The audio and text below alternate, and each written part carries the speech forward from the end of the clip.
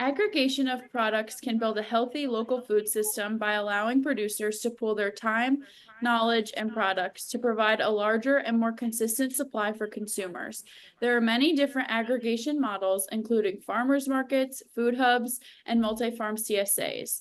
It's important that the aggregation model fits the producers and the consumers to be successful. On today's episode of Fresh Bites, we will hear about Market at the Mill, a new year-round farmers market for local businesses in Shenandoah, Iowa, as well as learn about some of the community resources that helped Dr. Margaret Brady successfully implement this project. I'm your host, Morgan Hughes. South Dakota Specialty Producers Association is made up of growers, consumers, and others interested in producing, marketing, and supporting South Dakota specialty crops, meats, and locally made products. This podcast is made possible through a specialty crop block grant that SDSPA received through the South Dakota Department of Agriculture and Natural Resources. First, thank you, Margaret, Deborah, and Jamie for joining me today. To get started, would you all give a brief introduction of yourself and the organization that you represent? Hi, I'm Margaret Brady. I wear many hats. I'm a veterinarian and I run a business called Healthy Tales Retreat, which is a dog spa and hotel, and I do well veterinary care. I also rehab houses in my LLC called Melosia, and we take dilapidated properties in town and bring them back to life and then sell them. And then recently I've taken an old building and started the mill in downtown Shenandoah, Iowa. My name's Jamie Fowler. I work as a local food coordinator at Golden Hills RC&D. Golden Hills is located in a little town called Oakland, which is about 30 miles east of Council Bluffs, for reference. However, I live in Shenandoah, where the mill is located. A little bit about Golden Hills. Golden Hills has been around since the early 80s. We first operated as a resource conservation and development office. As of 2011, we were previously administered by the NRCS. As of 2011, we reorganized as a 501c3 nonprofit working in the Southwest Iowa corner.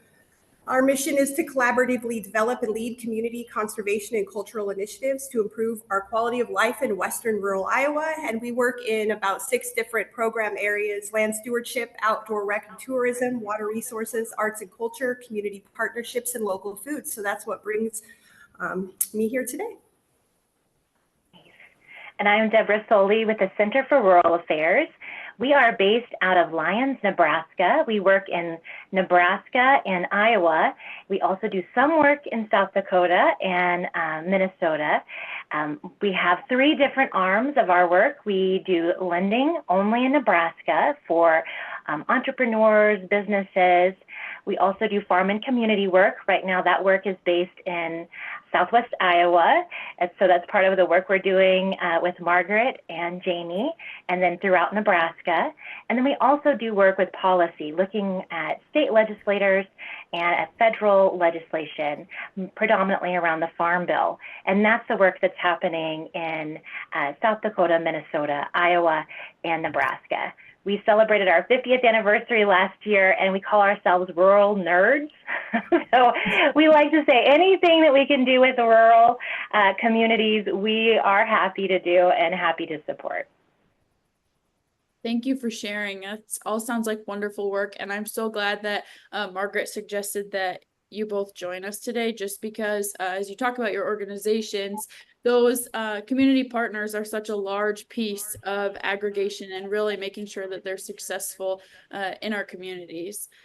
So going back to the mill, Margaret, could you share a little bit more about the mill and the markets that happen there, and a little bit more about how you got started? So the Johnson Brother Mill, the building that we're in, was built in 1945 by the Johnson family. It was originally, the family started as flour mills, and then they expanded into feed mills. And at one time they were making 120 different kinds of animal feed.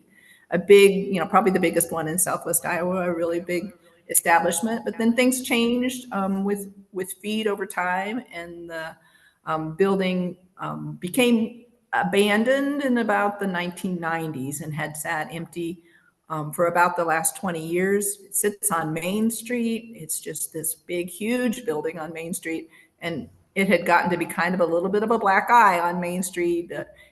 It had obvious broken windows and algae was running down the building, and everybody just kind of pretended it wasn't there because it was just so unsightly.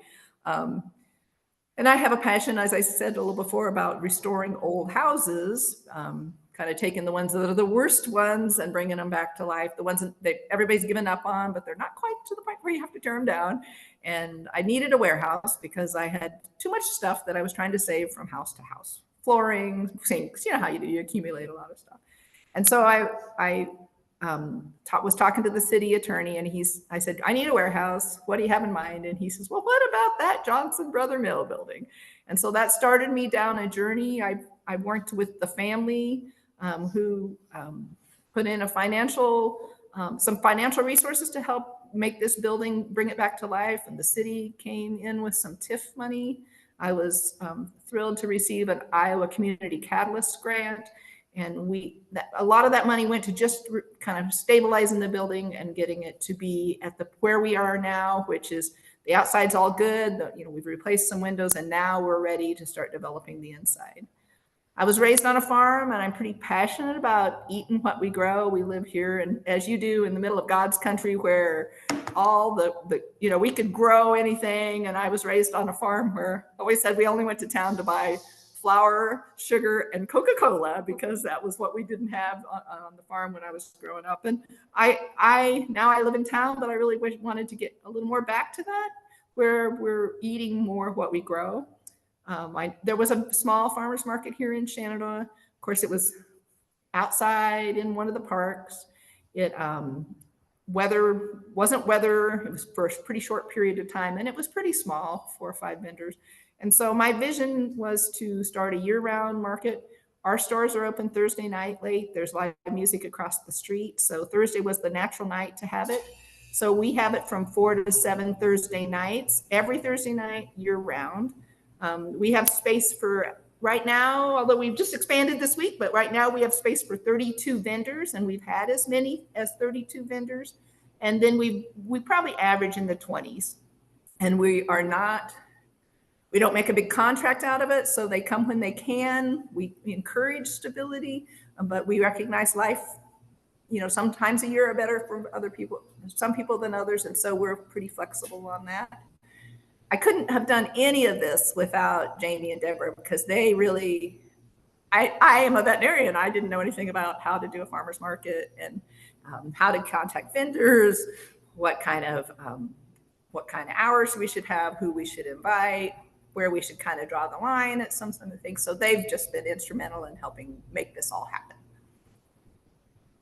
Yeah, wow. Especially the model of not requiring commitment from the vendors for every single week. I bet that makes it more accessible for them as well.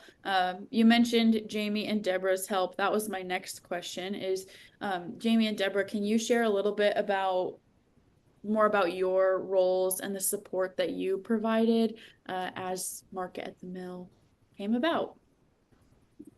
Sure, I'll go first, and then I'll let Deb give her part. So I first started my job in the end of 2022. And it just so happened that, so part of my job is I coordinate what's called the Southwest Iowa Food and Farm Initiative, or SWIFI. It's just like a network of producers and consumers and anybody that's actually just really interested in local foods in our little corner of the state. Well, Margaret must have been, she had this idea to have the mill, and she must have been looking online for producers and people that might be interested in selling at the mill once she got it going, which was still a year out at that point. And she came across Southwest Iowa Food and Farm Initiative, or SWIFI as we call it, and wrote a message to me on Facebook, not knowing it was me. She and I had met briefly before, but we didn't really know each other. And I said, great, I would love to talk. And we met for lunch, and she started telling me her ideas. And I think, I don't really know what I have done to support Margaret other than offering her a lot of encouragement and saying, that's a great idea, let's do it. I think Shenandoah needs it, Southwest Iowa needs it. And I guess one other thing that I've done is through my work at Golden Hills, we put on this Dream to Farm program, which is for people that are interested in beginning, or maybe they already have a small food and farm business, helping them get it started and make it into something that could sustain them. And two of the producers that went through that Dream to Farm program last fall ended up being producers at her market this spring. So we made some of those connections. And yeah, and we also, Deb helped her too, but we let her know about the Resilient Food System Infrastructure Grant and kind of helped her work through that process. But Deborah, through the Center for Rural Affairs, has done a whole bunch of other technical assistance, and I'll let her talk about her work. I think the wonderful thing about this is we've kind of been a trifecta with, I think, Margaret as our head, because she's just always making things happen and a mover and shaker in Shenandoah. But it's been a wonderful partnership with Jamie, and we both have received some wonderful grants that have helped support some of the work that is happening in Shenandoah, also part of what Margaret's doing. So as part of that, Jamie and I worked to have some listening sessions to see what is it that's happening in Shenandoah and what is the interest. And we had people who basically just kept saying the things that Margaret was saying, that they wanted to see more access to local food. They needed places where farmers could take and have refrigeration, and they didn't have that on their farm. They needed a place where they could aggregate and bring their produce and other pieces of from their farm and just bring that to one location. And that's what she's been thinking and dreaming about. So she was really taking time, Margaret, was to listen to her community and then thinking how to grow that. And then simultaneously, Jamie and I, the Center for Rural Affairs received a farmers market promotion program grant, which allowed us to provide training opportunities to the vendors. So in partnership with Jamie, we were able to offer cottage food law training, which I'm sure those that are listening to this podcast, cottage food law is a little different in every state, and it's always a little confusing. I worked in multiple states on this, and it's a little bit different. And so we're trying to help provide that information and help guide. And Jamie's done a great job of going around and offering advice and support to the vendors because some of them are brand new. Like, this is the first time they've ever tried selling things, and they didn't know these rules. And so we're here to help. We're not here we don't want them to be penalized. We want them to grow and be entrepreneurs. And so that's part of what that training has been.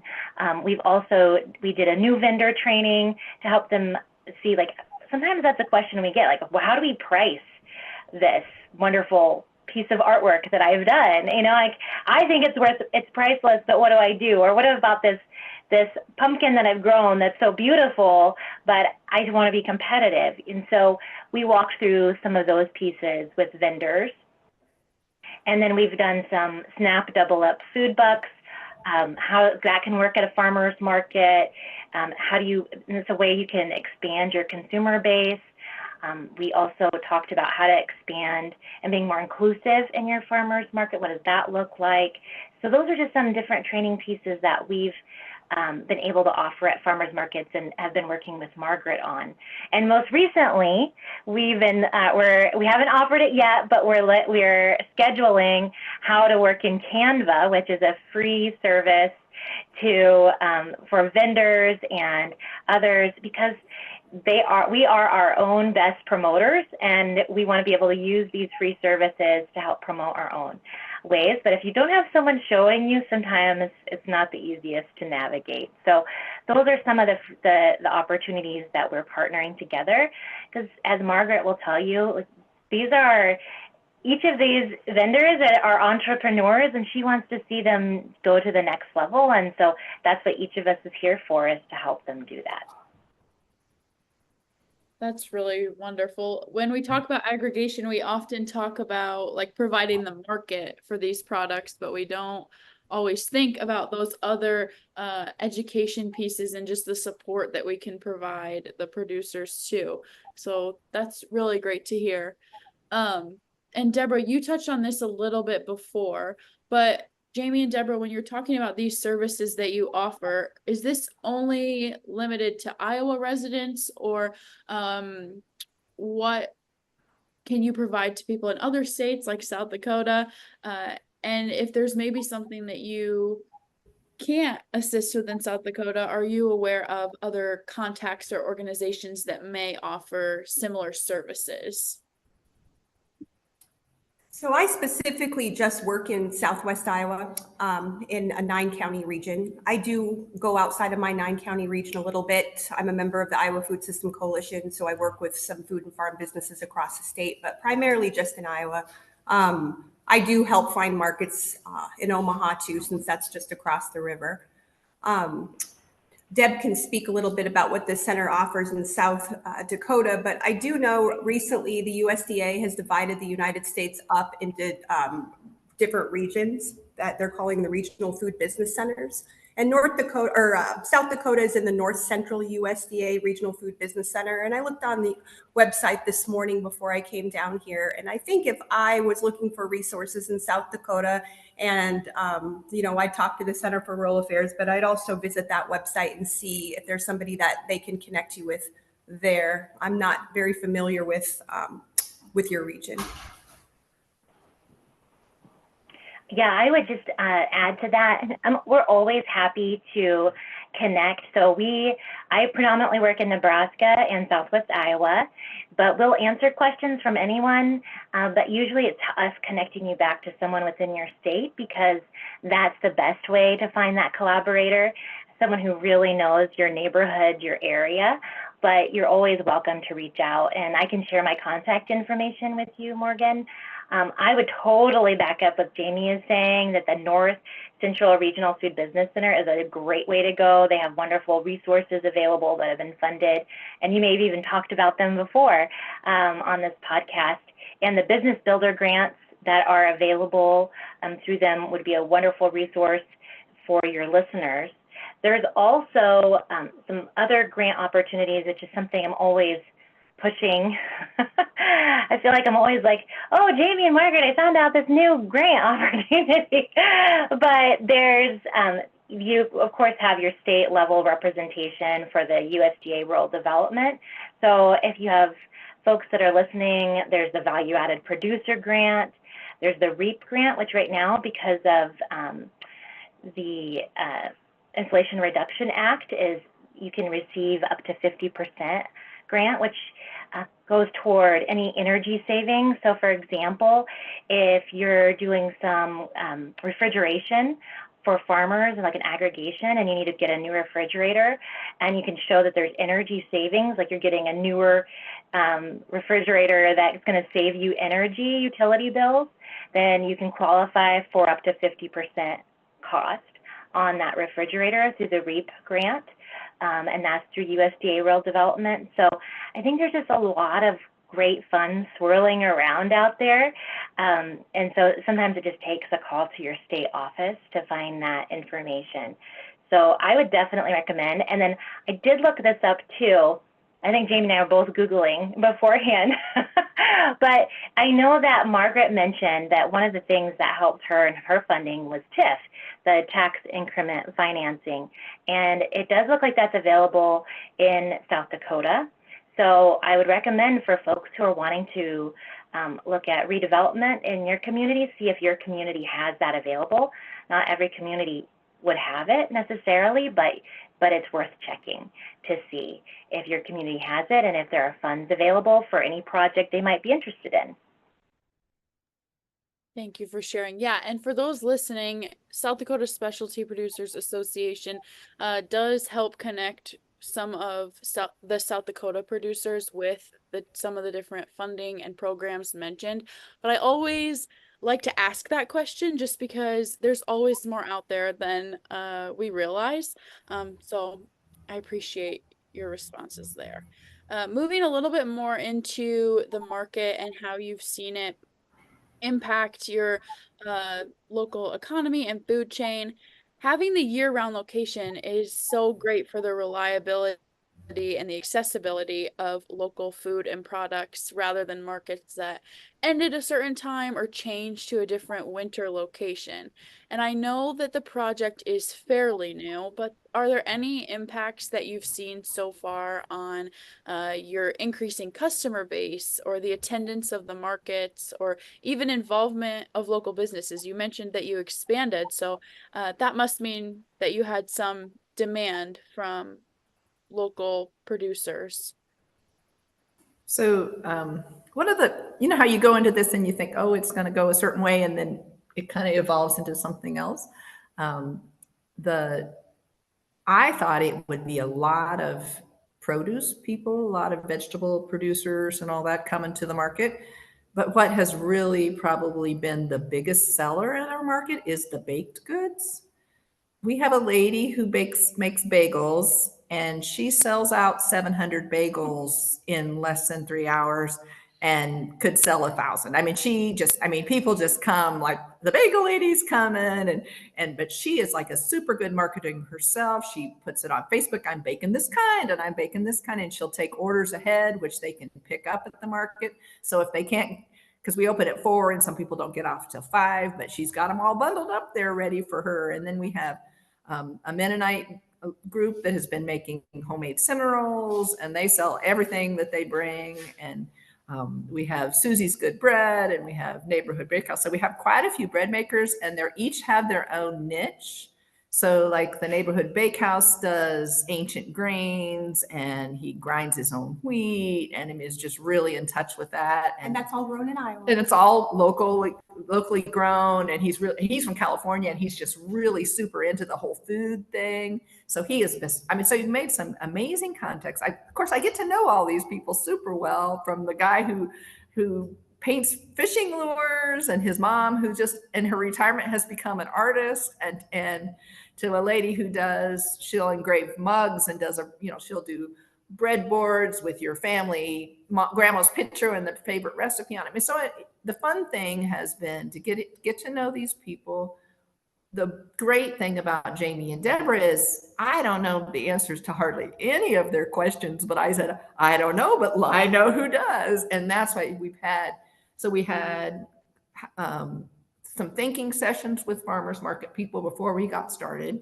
We had maybe you want to be a vendor, learn more about it sessions. We had cottage food sessions. So we've had all these tools, and I think I see myself as a tool, pave way for them to, if they've had a dream of being some kind of vendor, that I give them tools to help, whether it's a place, whether it's some training, whether it's some advertising, give them some tools to help them. My goal is to get them from a dream to a vendor.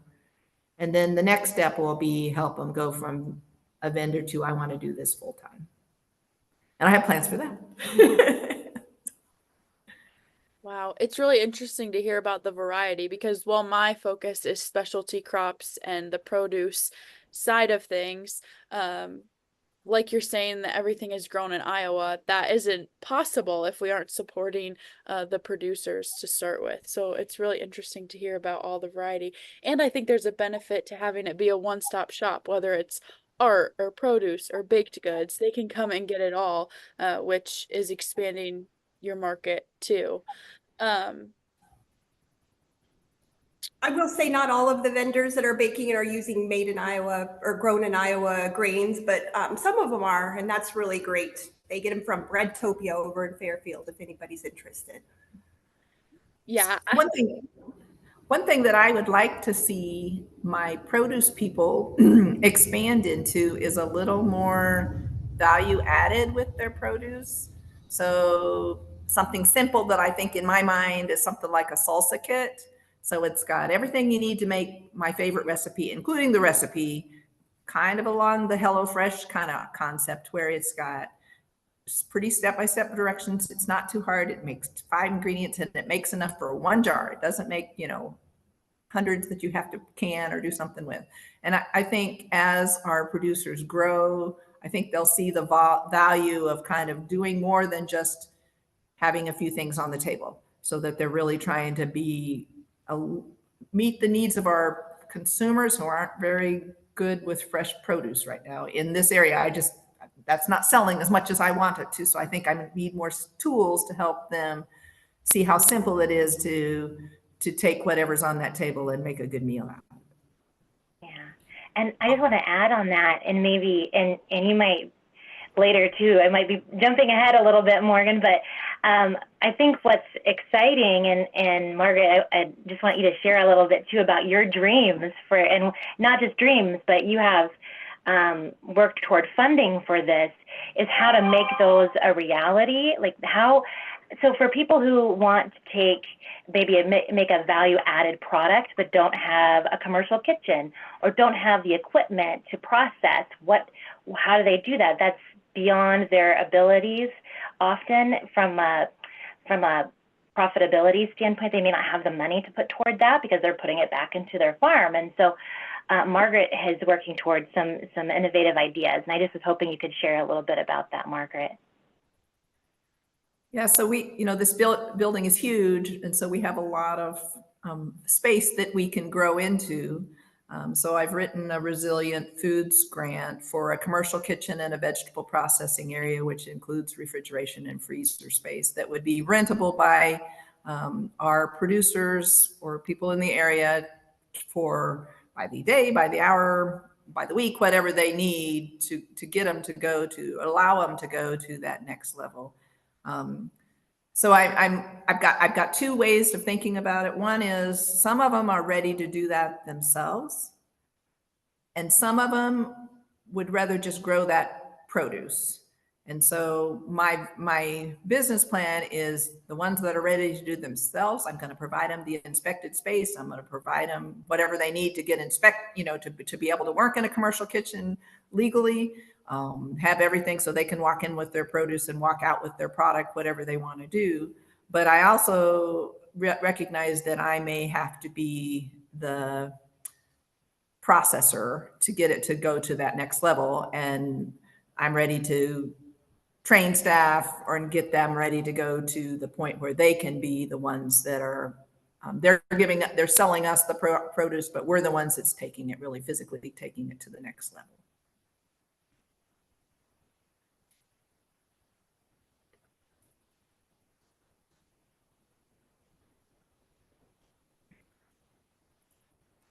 Cut out for a second for me, but that's okay. I guess it's really great to hear about the plans that you have too, and especially when we talk, you had mentioned that your goal was to take some from a vendor to doing it full time.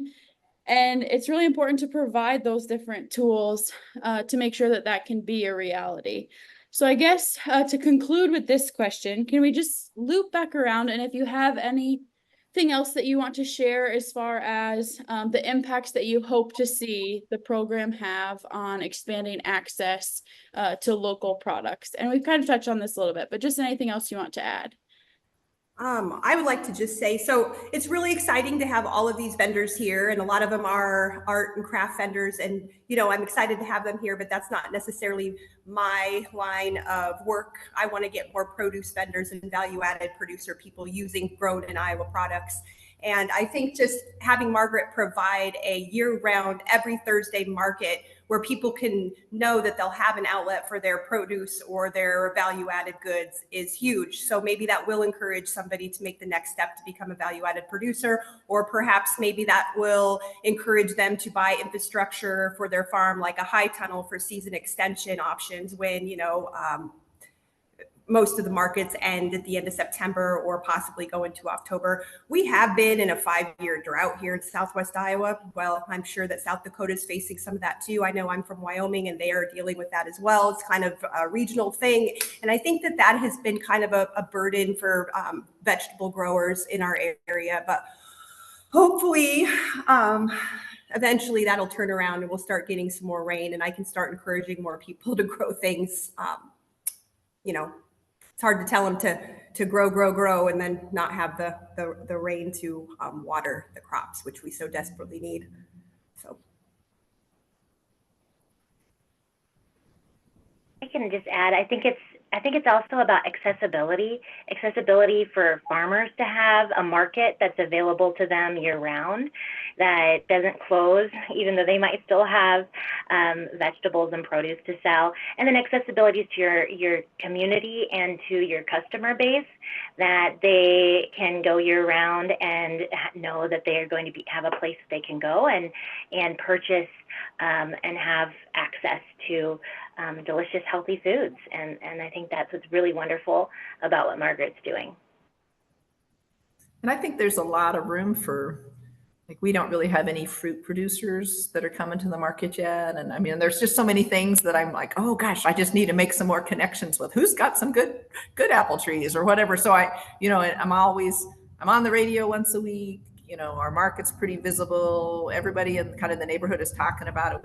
You guys, the Center for Rural Affairs, that article gave us some great exposure. And so I hope, and I'm pretty accessible. Everybody kind of in town kind of knows me because of my veterinary business, that I hope people get inspired and say, oh, wow, I hear they're looking for fruit things, and I could grow some apple trees. I've got space for that. And that's in my wheelhouse.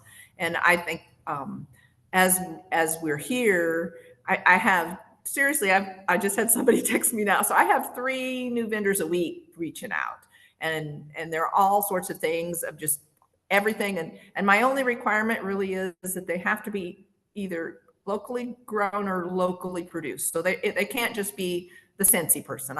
That's not what I'm looking for. But I'm pretty flexible if there's something growing on their table and they've got some other stuff that they procured somewhere else. I'm not going to come around and be the police. I'm really wanting them to be successful. And I understand that the thing that pays the rent. So, like, I'll just use artists for example. They'd love to sell that $300 painting, but it may be the $10 one that pays the rent that allows them to be a full-time artist, because they can make 100 of those. And now I've got my rent paid, so I can go on to painting the ones that are really my heart thing. And I think that's the same with your producers, is if you've got something like, I don't know, tomatoes or something that, well, I can always sell a box of tomatoes every time I come to the market. And that's going to pay for my booth space and pay me for my time. And so then I can expand into, I want to grow herbs, or I want to expand into some less known vegetables that is a little more of a risk. Definitely. I just am so excited to hear about there just being a consistent market for the producers and the artists in your area. That's the piece of this that excites me. Moving on, what piece of advice would you each give an individual or a business that was looking to start a similar model of a year-round farmers market, or even if it's not a year-round farmers market, just something that seems more out of the box at first? I'm thinking. I don't know. I guess, just do some market research and find out what's out there and what people want. I mean, and diversify too. I think diversification is a big deal. If you grow more than a few things, your chances of selling, if you have crop failure on your peaches because we got a late frost, you can probably still sell your other fruit that you're growing or your other vegetables. So diversification, start small, don't be discouraged, keep at it. I think you don't have to reinvent the wheel. Get out there and see what other people are doing and just steal it. Yeah. Just do what they're doing. If it works for them in Des Moines, or, Yeah. That's what I did. I was like, well, okay, let me look at, what are these other farmers markets doing that aren't close to me, and how come they're successful? What do they have? And I'm still doing that all the time. Like, okay, so we're getting close to winter months. How are we going to change the market up a little bit so that we still have a good crowd coming? So we're looking at adding a concession stand and maybe having some live music here, since the live music isn't going to be in the tent across the street. So maybe I just need to have somebody sitting there playing a guitar here inside the mill on Thursday nights, so that we can keep the people interested, and there's always something going on. That's, I think that's a constant challenge, but it's also half the fun is trying to kind of rethink, okay, and don't be, I guess that would be my advice. Don't have your vision so narrow that if you hit a roadblock, you stop. I found that about life. It's like, well, my life has been like this. It's been a journey where I go. Sometimes I think this is going to work one way, and I totally go, and I'll like my Healthy Tales, my veterinary business that I have, the dog spa. I wasn't going to do any grooming. It was going to be a dog hotel, and I was going to do well veterinary care. That was all I was going to do.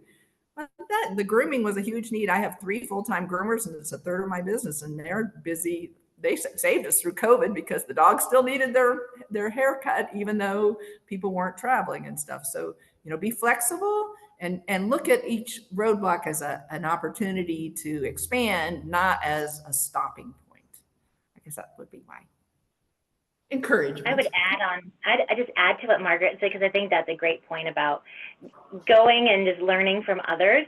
And two, like often those other markets are not going to be your direct competition. I mean, they're not even, like, they're not your next door neighbor. So if you're traveling around or and ask the manager, ask the people who are the vendors, ask them questions.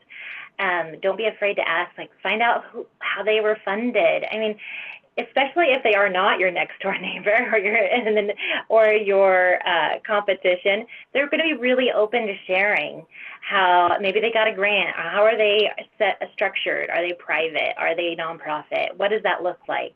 Because those are all questions they had to face, and most people are really willing to share lessons learned. And those are things that you can learn from and not repeat some of the mistakes maybe that they made.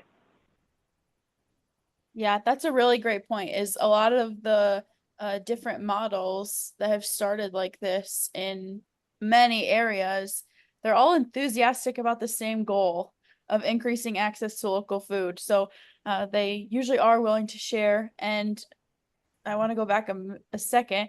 Margaret, I really liked your point about not reinventing the wheel. I think that's a really fine balance with things like this, because you don't have to reinvent the wheel, and you're absolutely right.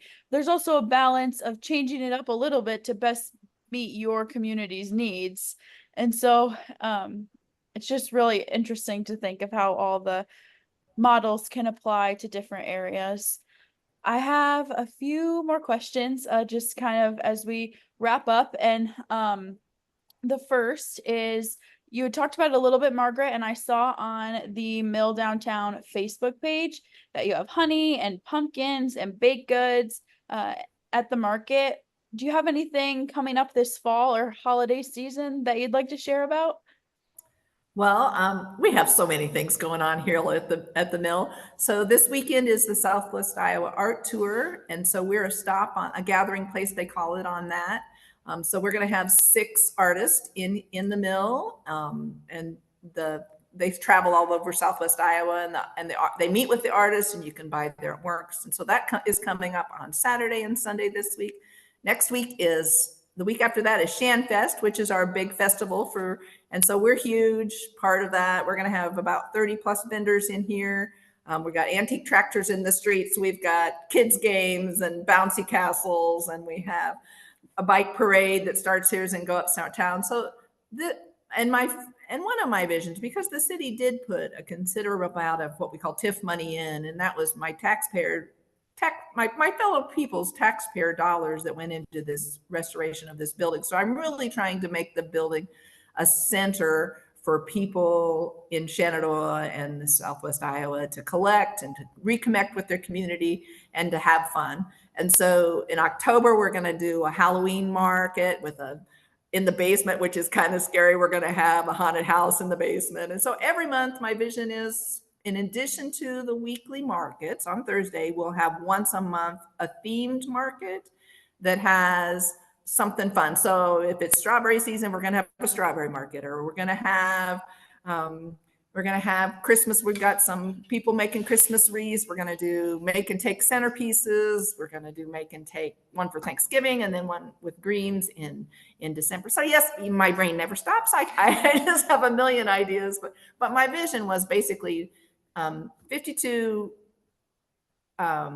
weeks a year we'll have the Thursday night market, and at least one Saturday a month we'll have the festival kind of market that's on a Saturday morning till 2 or something in the afternoon, kind of with the theme, and expanded into people that maybe can't come on Thursday nights because they're a little too far away, or vendors that can't come on Thursday nights because it's too much with their work to do Thursday. So we get a little different crowd for our Saturday ones than we have on Thursday nights. So we're looking forward to all those. And as more progress, sorry to Yeah. interrupt. I was just going to say, as more progress goes on within the mill too, Margaret hopes to host, some classes like canning classes and cooking classes and whatnot in the commercial kitchen. So, the commercial kitchen hasn't started yet, but hopefully soon. And I know that community members are hungry for those types of classes. I hear it all across Southwest Iowa. Well, and my kids are in their 20s, and I'm super excited that they're excited about things like growing their own vegetables and canning. What's interesting is there's kind of been a generational skip. So when I was a kid, almost everybody had a pretty close connection to the farm. Either they still lived on the farm or their grandparents still lived on the farm. But my kids now, very few of them were connected to the farm. And so they didn't learn about how to grow, even just the simplest things.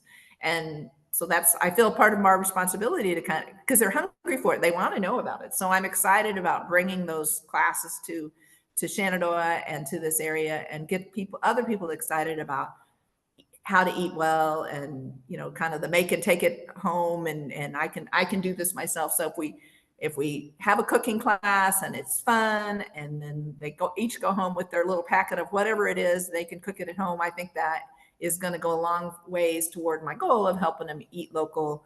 You think about what they're eating, and why not eat what we grow here instead of buying something that came from who knows where, from the grocery store. And this is just a crazy thing. I was talking to the tractor group last week, and I had grabbed a bottle of peaches out of my fridge, or out of my cupboard. It was Dole peaches, and I looked at the label, and it was one of those jars that had the nice looking peaches in it. And guess where those peaches were grown? They were grown in China, and that was Shenandoah, Iowa. And except for I was looking at labels, I never would have guessed. And so I think we should change that. Yeah, we need to keep our supply chains as local as possible. Well, and yeah. Margaret's working towards that, which is very exciting. That's awesome. Yeah.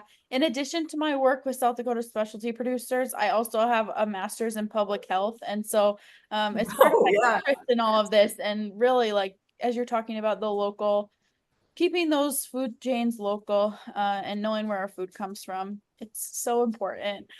So my last question is, if any of our podcast listeners are interested in keeping up with the Market at the Mill, Center for Rural Affairs, or Golden Hills, is there a newsletter or social media that they can subscribe to?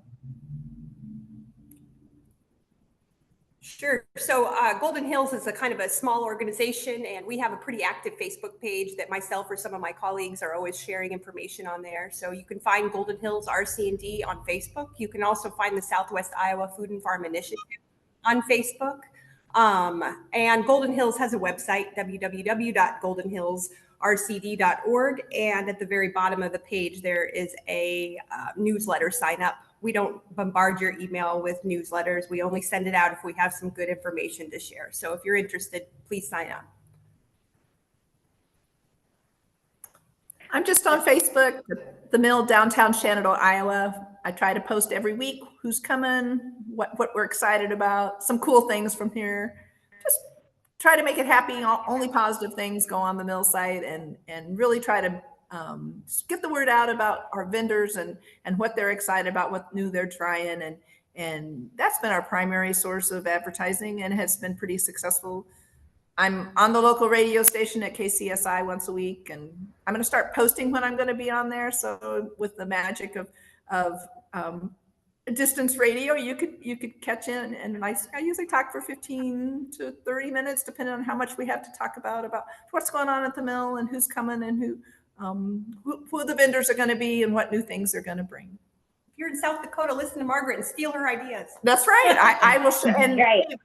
if you reach out to me, I can be a tool. So let me help you with anything that you've got ideas about and you want some inspiration or some. I'll tell you all the things that didn't work, and so you don't have to make those mistakes. And the Center for Rural Affairs, we have a website at csra.org. And if you go to our website, you can sign up for our newsletter. We have a monthly newsletter that goes out, and we also have a print newsletter you can sign up for. And we have Facebook and Twitter, which is now X, and LinkedIn and Instagram. Oh my gosh. Yeah. And we also have YouTube, which I wanted to mention because a lot of the trainings we do are on YouTube. We video those, and those are anyone can watch those if you're interested. So a lot of the things you've mentioned today, you can access on our YouTube channel. So we have links on our CFRA.org website, or you can just go to YouTube and search Center for Rural Affairs.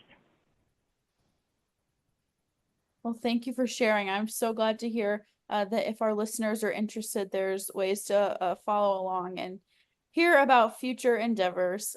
So thank you again for sharing your experiences and your knowledge on this episode of our Fresh Bites podcast. And thank you to our listeners for tuning in.